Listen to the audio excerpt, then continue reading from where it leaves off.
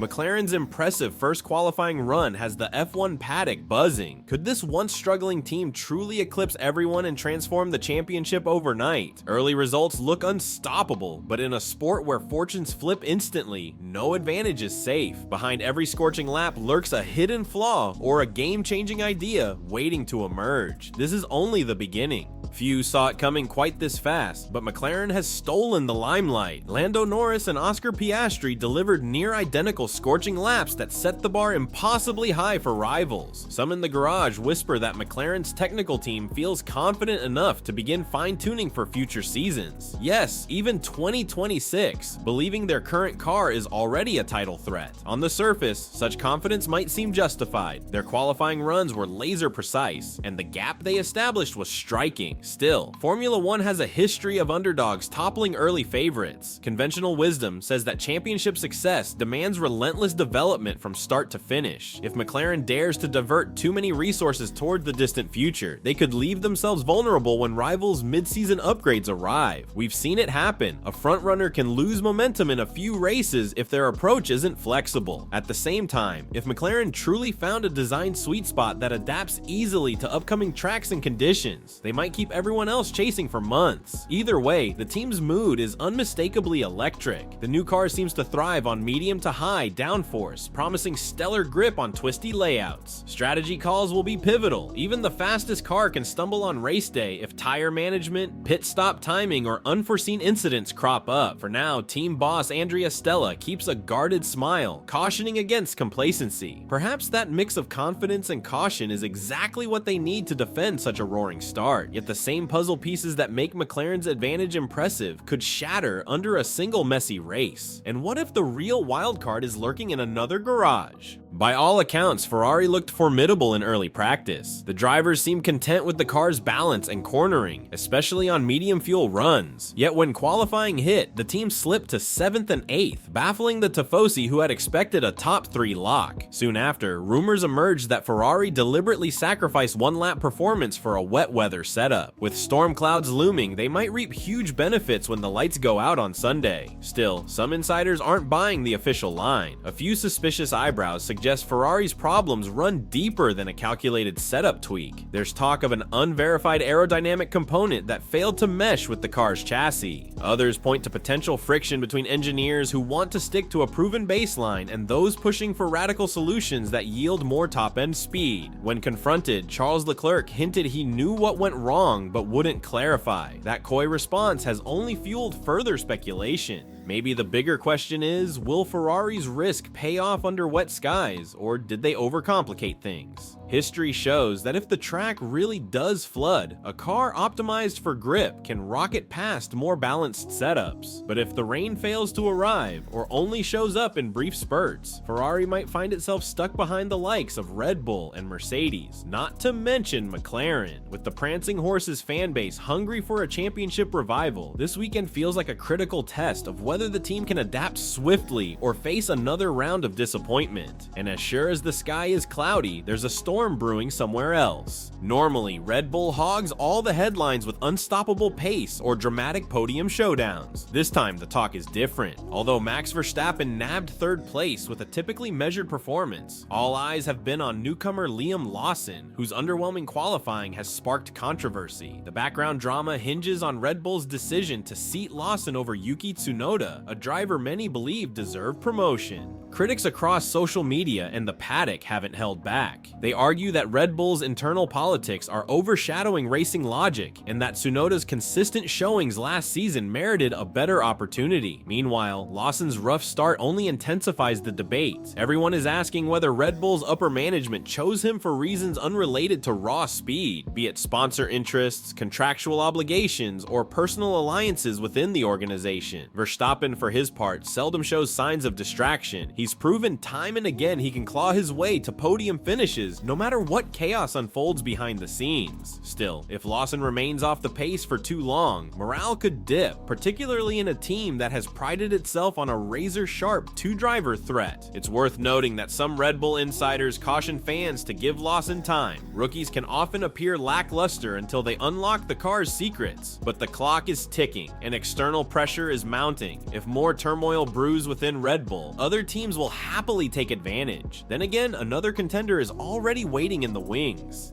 Overshadowed by McLaren's heroics, George Russell secured a spot on the second row and had every reason to be satisfied. His day was calm, precise, and largely drama-free, exactly the sort of performance that can become lethal on a Sunday. Russell has shown an almost uncanny ability to thrive when conditions go haywire, especially when rain hits and strategy windows get tighter. If the predicted thunderstorms do materialize, watch out for a methodical approach that might outmaneuver even the fastest rivals. He's quick to acknowledge McLaren's pace advantage in qualifying, but he also knows F1 can flip fortunes instantly. One ill-timed safety car or a badly timed pit stop might nullify raw speed, bringing strategy and adaptability to the forefront. Russell has sharpened those skills ever since his startling cameo at Mercedes a few years back, where he narrowly missed a shocking victory due to circumstances outside his control. Now he's proven he can match or out-qualify more experienced teammates, consistently finishing near the sharp end.